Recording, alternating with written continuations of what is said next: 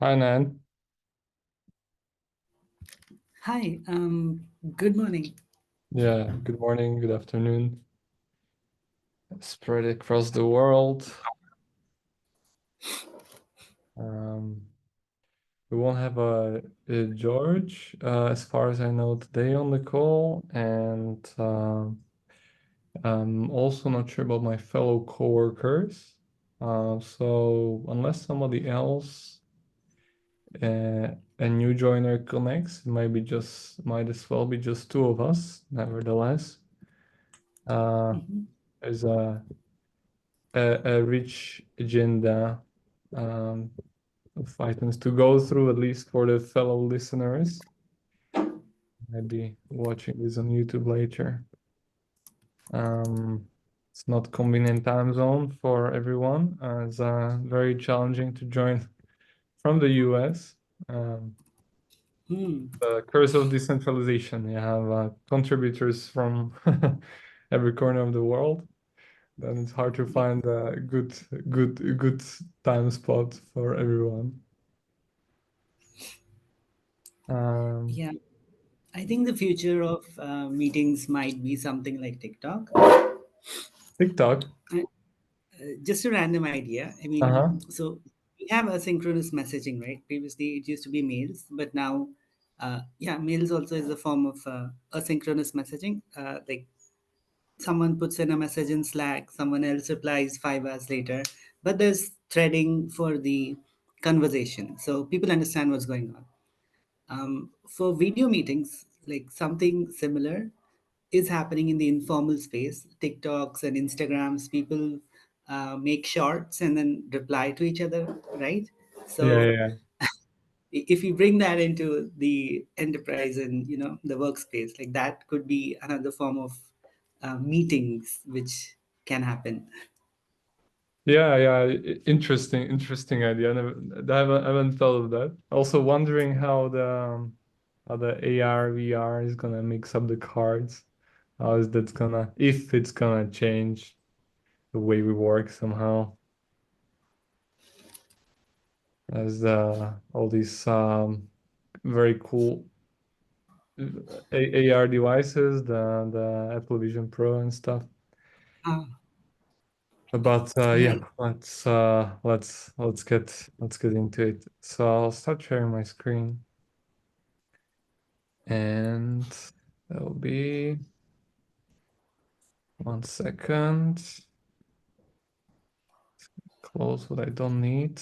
Um, I'm a kind of person who tends to open up so many tabs in a browser that I can no longer see what's in each individual tab. But here we go. That's the one. So I got the date right. So yeah, welcome to 2024, January 25th, Aries-vcx community call. This is actually our first public call this year. Agenda largely consists of just going through some items. Um, we have brainstorm over with the other maintainers in terms of 2024 outlook and also the usual kind of agenda. Just checking in here. And do you have anything you would like to add to the program? Just a minute. Let's see. The dog, Oscar. I have a really small update, but I think I can do it near the end. Okay. Yes, nothing to add. Yeah, it's that the point in progress mediation errors. Okay. We actually, yeah, we have it here. Cool. So we can cover that. Okay. So I guess this is complete and overview of recent work done. This is definitely largely incomplete at the moment, but I just didn't want to really focus on the smaller things. Rather, given it's 2024 kind of kickoff meeting, rather focusing on the big picture outlook. But just quickly, so we had some refactoring around test utils. We had recently, this is definitely no noteworthy. We had basically rewrote the DID parser from scratch. Kudos to Mira. Uh, Using a parser crate called GNOME. So this make code a lot more, I guess, standard and less kind of hand self-crafted. It's a bit more high Mm-hmm. level, definitely reads easier. So this is amazing improvement for the DID parsing implementation. And yeah, this has been merged already.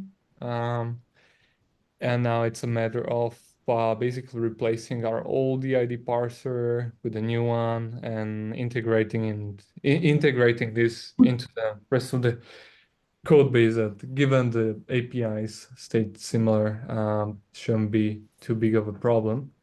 Uh,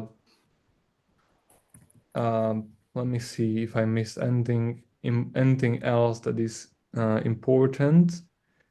Fix Clippy, refactoring. Okay, this is some work related to the ongoing ASCAR implementation. And we also merged, kind of intermediate merge some of the work related to removing generics from some of the dit core crates, especially the DID document and stuff it holds underneath. Yeah, we yet have to get this merged in the master. This was merged into like feature branch. And then this was December.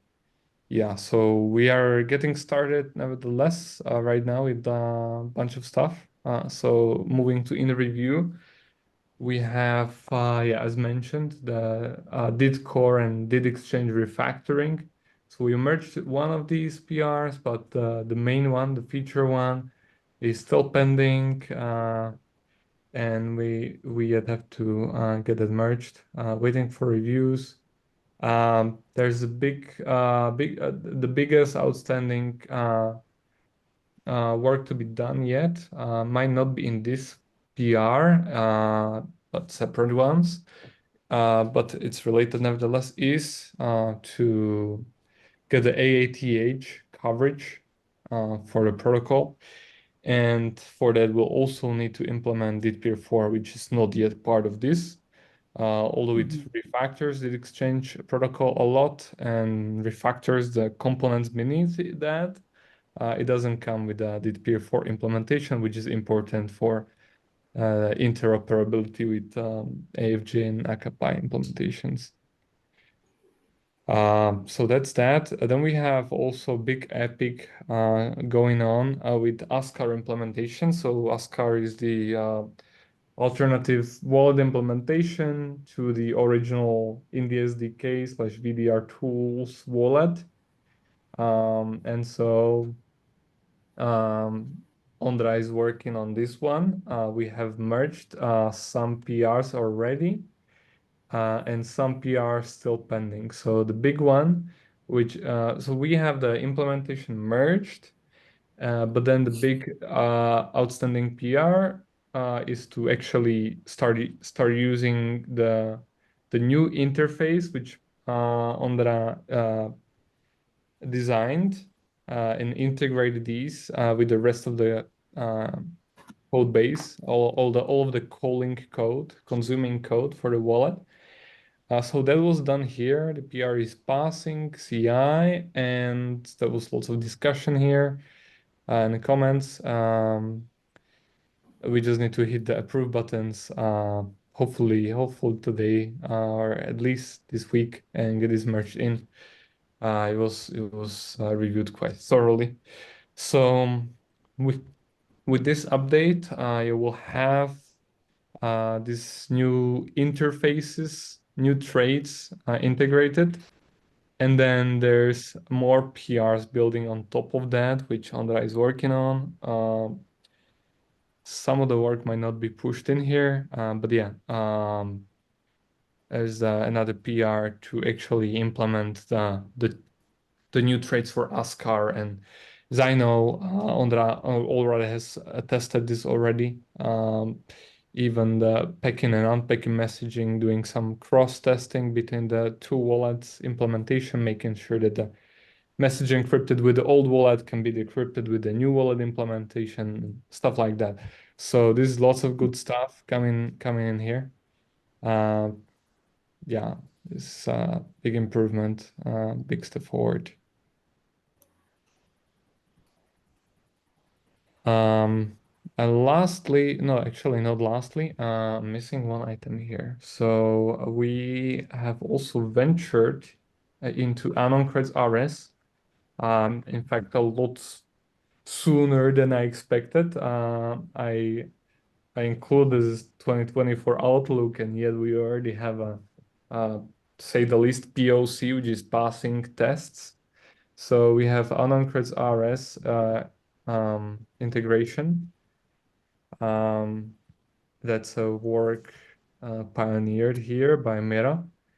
And yeah, it's still draft. As Mira puts it, a very rough WIP, reader discretion advised. So I gotta take it with a grain of salt, but it's there. It's on Creds RS and it's passing.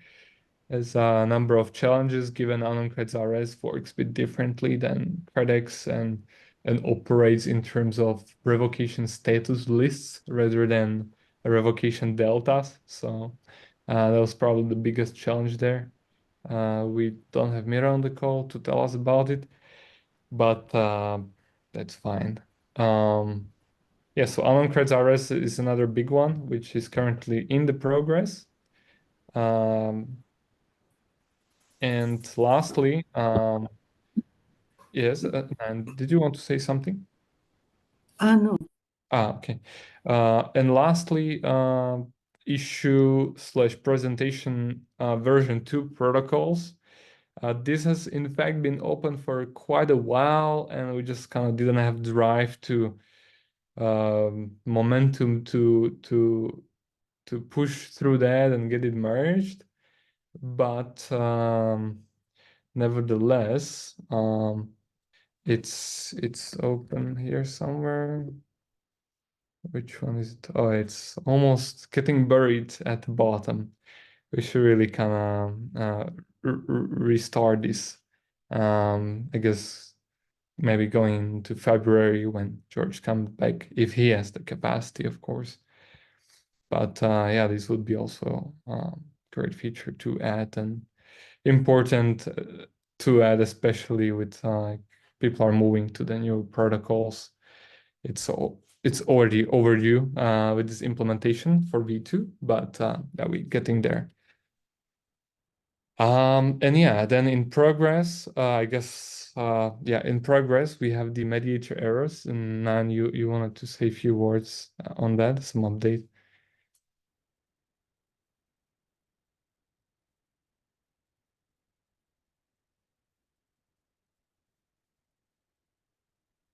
Um, no, I'm not sure if you're aware, but you're muted if you're speaking. Hi. Yes, so the progress on this had been paused for a while, but now it's starting back again, and you should be seeing more commits on it in the PR. And I'm expecting this to be done soon. In addition, just for any of the viewers, I would like to also, so while trying to design the error handling interface, I've been doing some research on like the best patterns in error handling, and there's a little video that I would like to recommend anyone going down this path. I've added it in the chat. It's from Luca. Yeah. Mm. So this goes from like from the start of what errors are supposed to do, and like it goes through trying to create our own error, and then seeing how that matches with the standard libraries implementation, and then also goes on to the convenient um, creates that we have for error handling, like anyhow and this error. So this, like in 30 minutes it takes you through the whole error landscape of Rust as of last year. And yeah, it's a really good video that people can watch in this regard.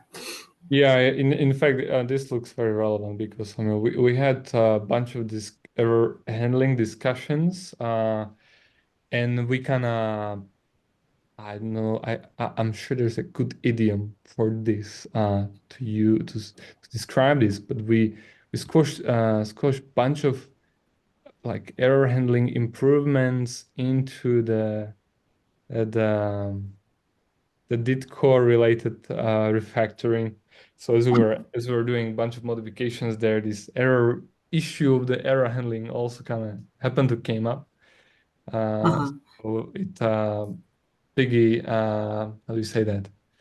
Um, Piggybacked on the PR and yeah we had the chance to have a bunch of these very similar Discuss. discussions. So actually, it will be interesting to have some perhaps like maintainers discussion um, about how we are doing the errors in general. Perhaps have an overview of the current state of the error handling in Aries-vcx in the individual crates. And there's, I guess, new, I would say numerous, but few different approaches. Some of the really old ones and some of the newer ones we did in the did core parts of Mhm. the repo. So yeah, I'm definitely also curious, on your thoughts. So sorry, I'll give a word back to you on the PR and the update. Yes. So currently, it's mentioned in the talk also. One pattern of error handling is to shove all the kinds of errors you can think of into one enum and then use that for all functions. I think Aries VCX is currently doing that in some places. Is that correct? In Aries VCX core? Yeah, in the old component, it's doing this terrible heresy indeed. It's very unusable. Yeah. So that is a recognized pattern. Like he mentions it Uh-huh. in the talk. And yeah, so there's also another way of doing this is like thinking of the use case, like what error the handler is going to process, like what do they expect and what are they going to ignore. So you can bunch your errors according to that into like a hierarchy of enums. Yeah. And my implementation for mediator persistence, I'm going to be doing like we had discussed this earlier also. Like I'm starting with errors for each method. Like each method will give a different kind of error, which will have uh, like its component. It'll be an enum, and only the errors that are relevant to that process will be part of that enum, and then you can of course transform one error to other and that sort of thing. Mhm. Yeah. Yeah, And you don't want to have an error which is falsely signaling circumstances which cannot actually happen in some yeah, of the places where the error is being used. yes. Yeah, so it's going to have only errors that are expected from that method. And of course, any error from a lower level implementation, that's something which we don't want to handle, will be taken care of with a generic error type, which uh, for which I'm using anyhow errors, like for that, for the generic variant. Mm, right. Yeah, Yeah. that sounds good. And we had a bit of a discussion about it here. So yeah, I see that you've been pushing some comments here throughout the last month. Uh, so I guess how far of the PR readiness are you with this work?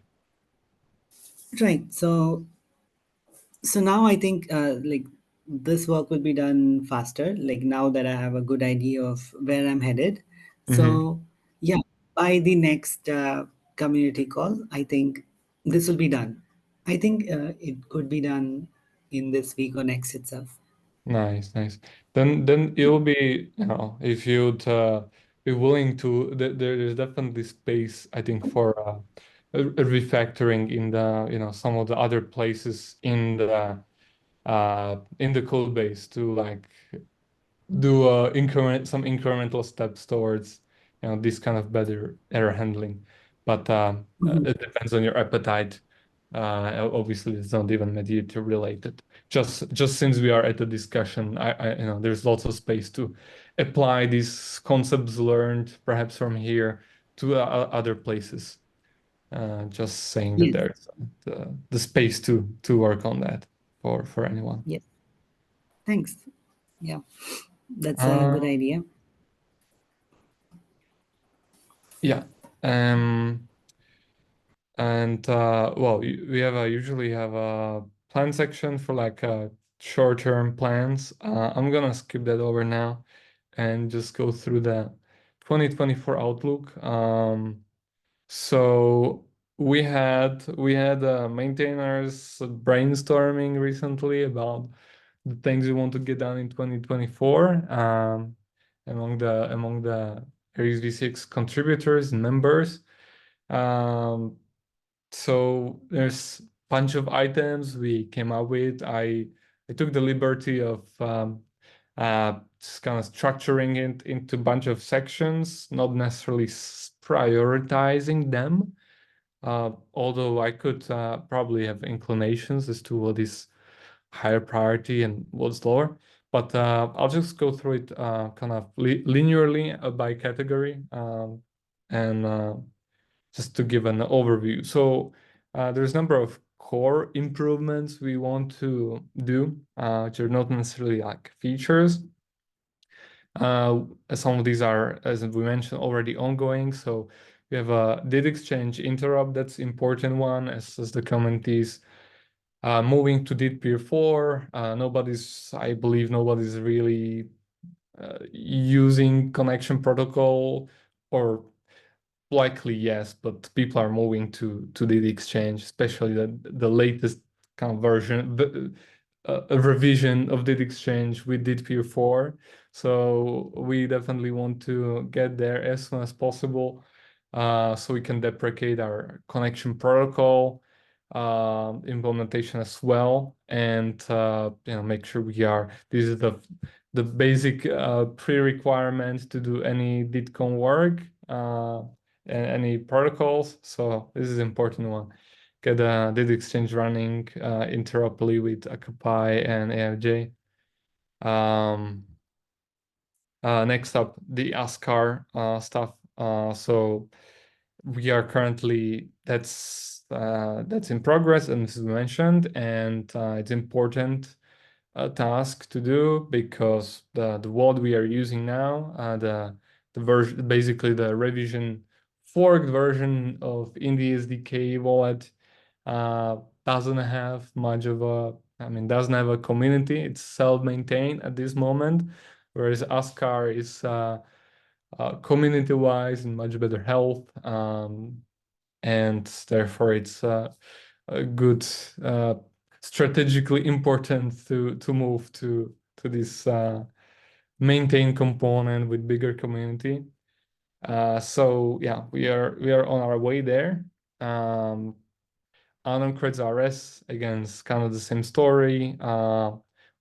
The Credix does have support and maintenance at the time, but as the community is moving towards more ledger agnostic, and even W3, even verifiable credential agnostic, format agnostic approach, this is becoming increasingly more important, um, as the unknown creds RS are designed in a way to work with revocation status lists rather than revocation deltas, which is in the ledger specific. So with unknown creds, it'll be actually feasible to implement something like unknown creds resolver for different ledgers. And also, second important reason to move to uncreds RS is to get the support for W3C credential format. This is ongoing work right now, being discussed heavily, especially on Monday Anon-Creds meetings. And yeah, this work is being done only in Anon-Creds RS, not in Credex. So just for the basic pre-requirement to actually support this is to first migrate to Anon-Creds RS. So this is also pretty important. Then the next one is breaking down Aries-vcx core. So this was something that was lingering in our minds for a while. First of all, this crate is a bit of a misnomer. It doesn't really have much to do with Aries itself. It's just a lower components which our Aries implementation is using. But these are rather agnostic actually to the whole Aries concept. And there's three components in this crate. It's one related to ledger, to the wallet, and to the Anon crates. So effectively, this might be three separate crates ultimately. So we want to start tearing these apart, perhaps extracting wallet first, as that's the most standalone component, which doesn't really need to know about Anon creds or ledger at all. Yeah, so that's also in terms of architecture or refactoring, this is important one. And then support for qualified Anon creds identifiers. So right now we are still using unqualified Anon creds identifiers. So given a credential definition, um, identifier, you cannot tell with certainty whether that is a credential definition residing on the sovereign mainnet or in the ECO ledger or some other instance of Indy. And for that sake, it's important to qualify this uncredited identifiers exactly the same way as there's qualification for DIDs, which we support at this time, but not for the Anon creds identifiers. And it's important, especially important for to support is to get consensus, to get interop and ability to keep running VCX in Aries agent test harness suite.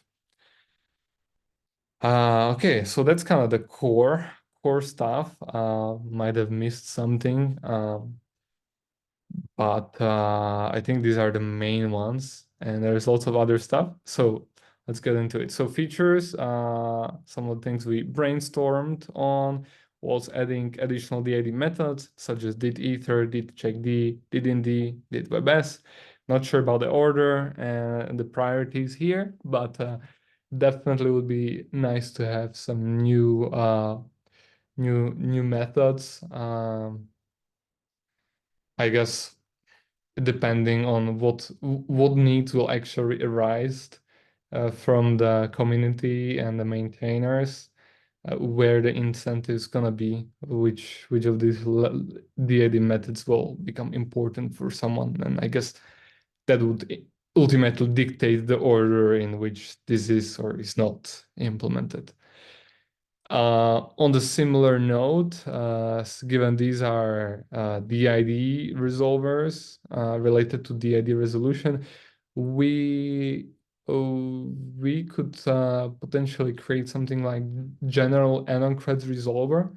So right now we actually have defined trait for Anon-Creds resolution, but it's still somewhat indie catered for indie, given that we are still running on Credex, not Anon Creds RS. And just this is actually the point of subject of debate in the context of the Anon Creds RS implementation Miro is working on, how to shape this Anon Creds traits, and what will be also stemming from that is how the ledger related resolution and traits should look like. But we yet have to I guess formalize and extract out uh, the interface for the general unencrypted resolver, which could serve for which could be implemented by uh, any unencrypted method, aka any ledger or data availability solution which can store unencrypted. Um, and next one is in terms of developer onboarding. There could be lots of improvements done here to ramp up our adoption as well. So this is something I started coining in throughout the end of the last year too, but I believe we should have nice examples for every single crate. Um, it's something that I think it makes a big difference when a a new potential adopter comes to the repo and can easily try out the code and see some outputs, not just like running 150 unit tests, but already just see like high level single holistic example what the thing is doing and how do you work with that. I think that's super important. So we have few examples for some of the example code for some of the crates, but definitely not for all of them.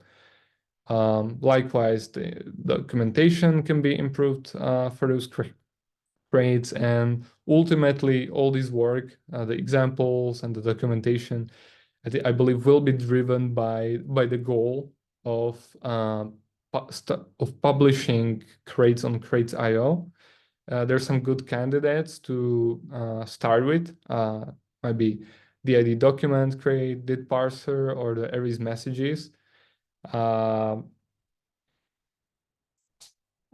this number is quite arbitrary. 3 crates. I mean, it might be ultimately more or less. But what I think is like if we actually do it with one, it will be super easy to do with the others. So to have to have a bit more ambitious goal than just 1 crate, I put 3. Right now, the way the people consume can consume the components we created. It's just as a GitHub dependency, which is not quite optimal. So uh, let's set a goal for 3 crates on Crates.io by the end of 2024, and let's hope for more. I think it might be, as I said, it'll be easier to do another ones after we have a single one. Um, then there's on the note of deprecation, there's some components we want to get rid of, throw the burden off our shoulders.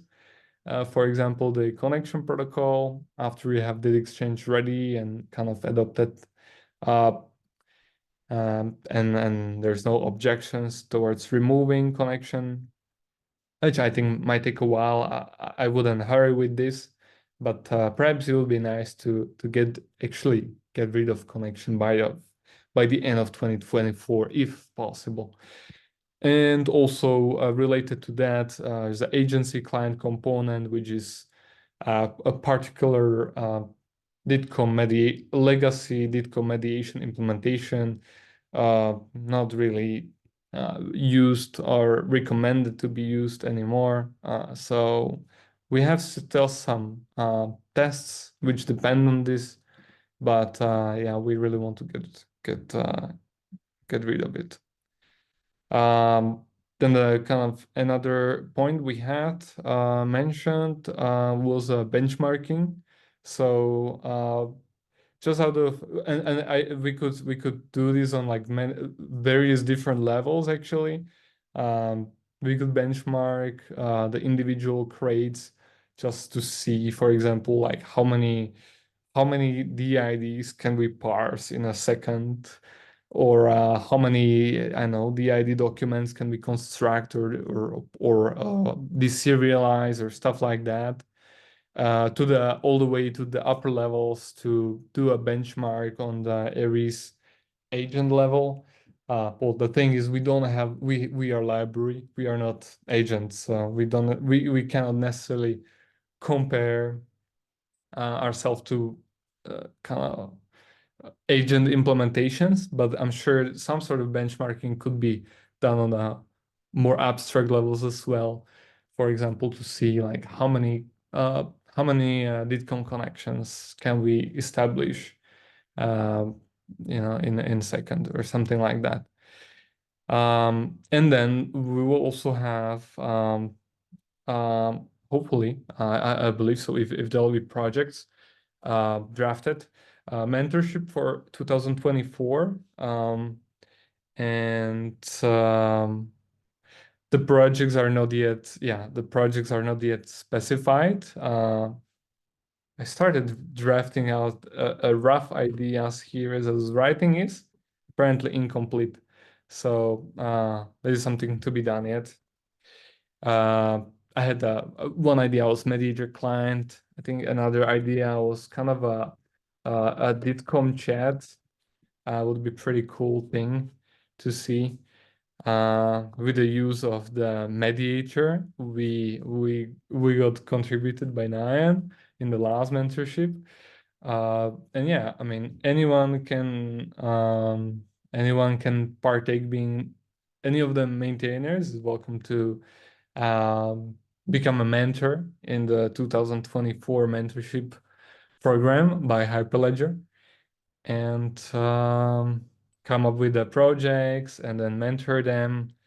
Um, yeah, so this is still early to speak about this, but there's a plan for the mentorship programs this year as well. And then the new ventures, as I put it here, has a bit more bigger scope ideas and projects, potential projects. So start from the middle. POC of a high level message processing framework. So the idea is here to not build entire agent which handles its inputs and outputs and dictates the storage model, but rather kind of perhaps a AFJ alike architecture, like not architecture, but model, kind of batteries included component, where you plug in your inbounds, your outbounds, and perhaps your storage. Uh, and then this component, this framework could then essentially handle the message, this decision, how to process the individual incoming messages on your behalf. Because what Aries_vcx create is doing, first of all, it's library, and so it's just a toolbox for people to work to build their higher level agents and solutions applications. But we don't have something that people can just come and use. And ultimately, people using Aries VCX create today, these different teams end up re-implementing kind of the same work, kind of solving the same problems. And those problems are receiving message and then inspecting the message and deciding, uh, basically recognizing the context of the message based on a thread ID or ID, or perhaps in terms of out-of-band messages, whether the out-of-band message has attachment or it doesn't. All these decisions, kind of message processing decisions, and matching against known contexts of open DITCOM conversations, matching against a DITCOM connections themselves. All of this work currently must be done by the Aries VCX consumers. And And we essentially also re-implement this, for example, in Aries-vcx AATH test harness, the back channel agent for the test suite. So yeah, so we get some coverage there, ultimately get coverage for the interop of the lower level components, but implementing Aries or DITCOM agent is more than just uh, the low levels of building the messages, but it's also the decision-making process of what do you do when a message arrives? How do you decrypt it? How do you match it against an ongoing conversation with recognized party? All this stuff. And so given that this work tends to be re-implemented, ultimately these end product agents have a layer which is not getting coverage in AETH. Um, it's a great flexibility, but I think we are doing currently lots of different teams are re-implementing work with when consuming Aries-vcx right now. So that's the idea here for a kind of high level framework, which will be easier to use than Aries-vcx today, but also perhaps be a bit less flexible. As I mean, obviously it would be handling some logic, some decision on the users, on the consumer's behalf.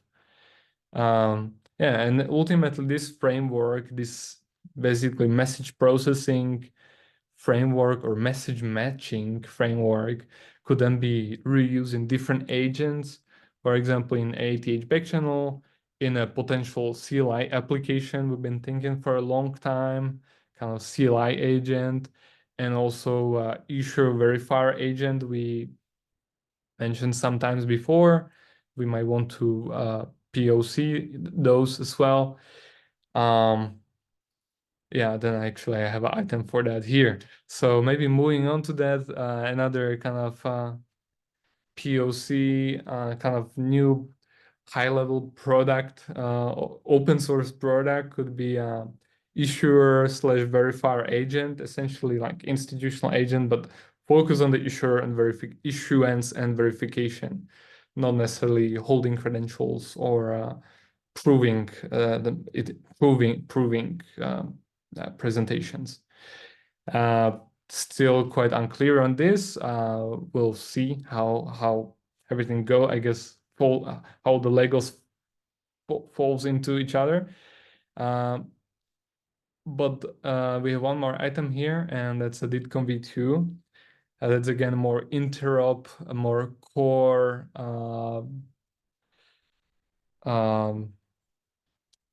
It's more on a core side of things and the interoperability. So there's already some implementations out there which do purely DITCOM v2. I know something was mentioned on yesterday's Aries work group call. I don't remember the names. Well, I know Akapai doesn't yet support DITCOM v2. AFJ probably has some PR open, I think to a degree. They already ventured into this work. For us, it's still ahead of us. There's DITCOM v2 implementations in Rust by SIGPA. There's two repos actually. And just for the sake of completeness here, DITCOM v2 Rust, and there's two implementations. Yeah, DITCOM Rust and DITCOM RS. So these are perhaps worthy considering integrating, or at least drawing inspirations and some learnings from these.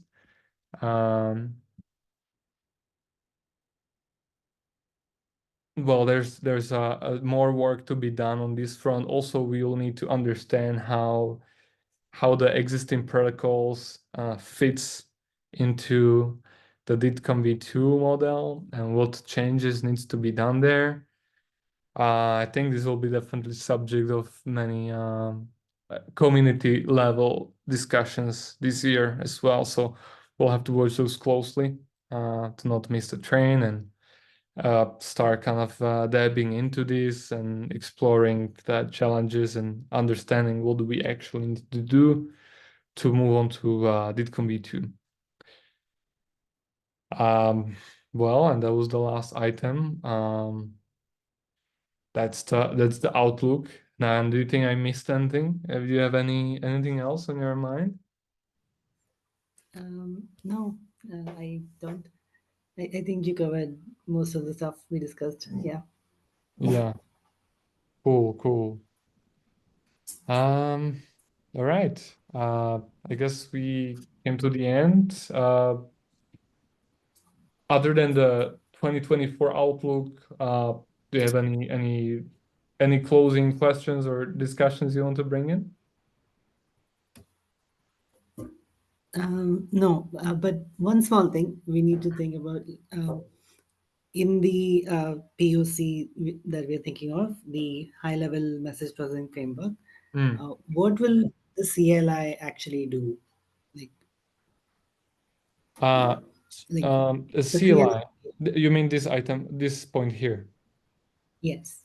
I don't know, and it's not even that important to me at this point because the point of this is really not the CLI, but the kind of a mid-layer, framework between the agents such as CLI application or some issue verifier agent or mediator agent and whatnot. What there can be many kinds of agents, um, which would be, and that's the idea, which would be reusing this framework layer as a way to shield away from some of the complexities, and some of the work which tends to be re-implemented in all of the agents. So the particular applications, how they're gonna look like, what they're gonna do, if they even gonna exist, if we're gonna even make a CLI application, I'm not sure.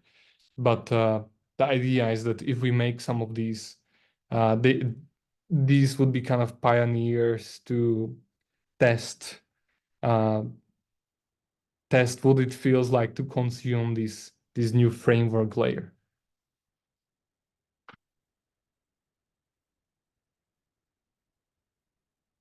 Yeah, that's yeah, I get it now. Yeah, that makes sense. But yeah, in terms of I this, think once the framework is Mhm. there, I think once the framework is there, then we would get a better idea of what we can do with it, like the CL applications. You did mention one example, that is the um like in the mentorship ideas. There's the Mhm.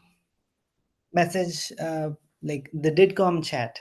So Yeah, yeah. that could be one CL application uh, possible through using this framework. Yeah, definitely, definitely, and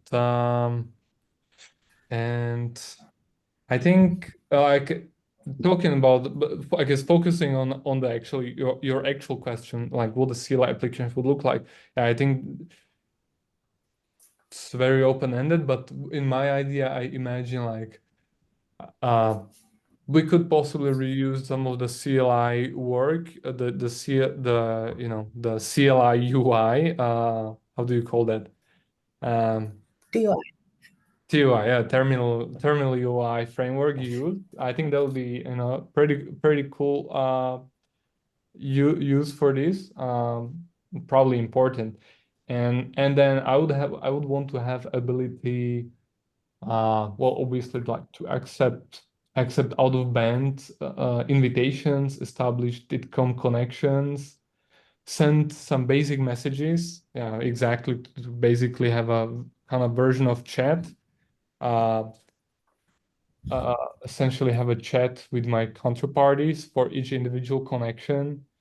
Um, and then and then do all the other stuff as well, like receive credentials, um, present, respond presentation requests, view the content of the wallet, maybe, uh, kind of a sandbox environment to manually work with all of the, at least or some of the um, protocols that are implemented. Kind of enable kind of a manual testing in the, using the Aries VCX implementation, I suppose. Yeah, but I Hmm. can imagine there could be actually multiple CLI application. Like this one I have in mind, that's more like a manual testing tool, but I can also imagine like higher level application for the DITCOM chat. I mean, that could be the mentorship project itself. Uh, just to kind of see the message, just to have the minimal amount of functionality to enable the ultimate goal of chatting, exchanging messages. So I think there could be even multiple terminal applications.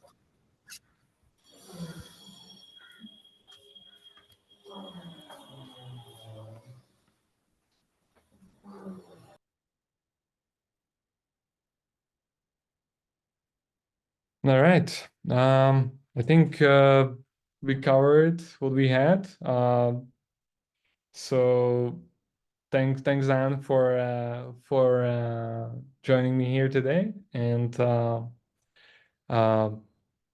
let's see and let's see in 2 weeks on that will be February. That will be early February. Uh, just one notion for listeners. Unlike before, unlike in the past, we are now doing the public Aries-vcx community call every 2 weeks. So not the next Thursday, but the one after that. So with that being said, again, thanks, Nan, and anyone tuning into this. I'll see you next time. Cheers.